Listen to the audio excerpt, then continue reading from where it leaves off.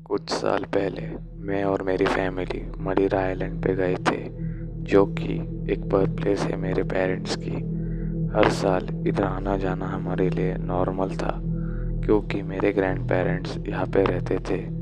वहाँ हम हमारे ग्रैंड पेरेंट्स के एक दूसरे घर में रहते थे और दिन में हम सब फेस्टिवल्स देखने जाते थे। अगर आप मदिरा के बारे में नहीं जानते तो ये कहानी आपको एक आइडिया दे देगी। वैसे उस दिन ऐसा कुछ हुआ नहीं था, बस एक डरावना नाइटमेयर सच में होने लगा था। जैसे कि मैंने कहा, मैंने अपने ग्रैंड पेरेंट्स के दूसरे घर में रहती थी। मैं ऊपर के कमरे में रहती थी। वो रूम बहुत ही क्रीपी सा था, क्योंकि मेरे ग्रैंड माँ को विक्टोरियन स्टाइल डॉल्स अच्छी लगती थी। उस दिन जब मैं सो रही थी, मुझे एक डरावना सपना आया। मैंने देखा कि मैं खड़ी हूँ अपने बिस्तर पे और मेरे पैरों के आसपास इंसेक्ट्स क्रॉल कर रहे थे। मैं काफ़ी डर गई और हेल्प के लिए पुकारने लगी।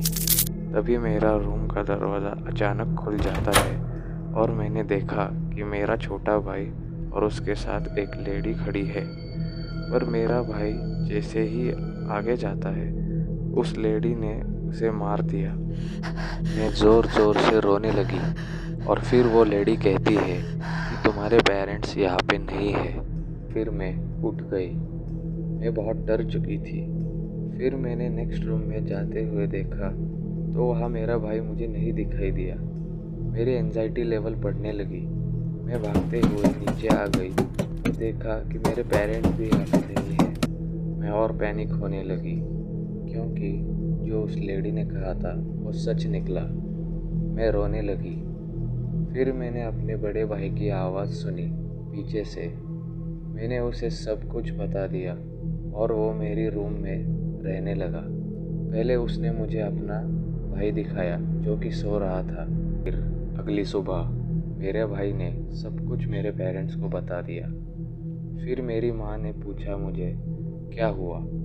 फिर मैंने बता दिया अपने ड्रीम के बारे में, जिसमें एक पर्पल ड्रेस वाली लेडी थी।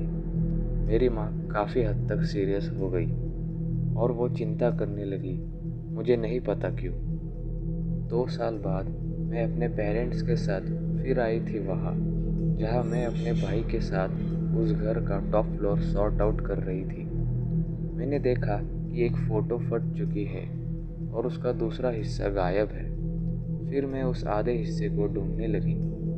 कुछ आधा घंटे के बाद मैंने ड्रॉअर में उस आधे हिस्से को देखा और उसमें मुझे एक पर्पल ड्रेस वाली लेडी दिखी, जो कि सेम मेरी सपने वाली लेडी जैसी थी। मुझे गूज़बम्स आ गए। फिर मैंने उन दोनों टुकड़ों को जोड़ के देखा तो मेरी रूह कांप गई, क्योंकि वो हिस्सा जुड़ रहा था।